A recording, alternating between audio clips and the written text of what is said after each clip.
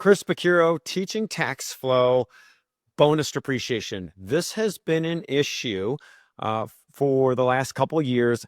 And now that OB3 has brought bonus depreciation back to 100%, that is really helpful for business owners and real estate investors. Now, let's remember, under the Tax Cuts and Jobs Act, bonus depreciation was at 100%, but then phased down. And in 2025, got phased down to 40%. Then it was going to go down to 20% in 2026 and then go away. Well, OB3 changed that, and it brought bonus depreciation back up to 100%, and also made that permanent for almost all eligible property. Now, the qualified property is going to be property that was placed into service on or after January 19th, 2025. And it does apply to tangible property with a recovery period of 20 years or less. So that's going to be your machinery, equipment.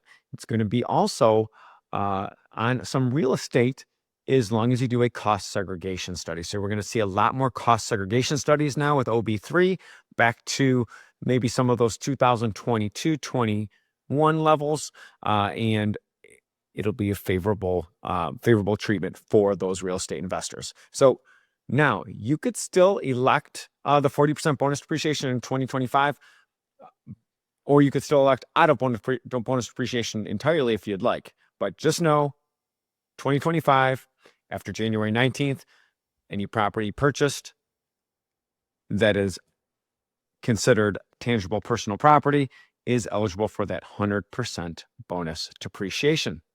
For more information or clarification, kindly jump into our private Facebook group called Defeating Taxes. It's easy to find. Just go to defeatingtaxes.com. Have a great day.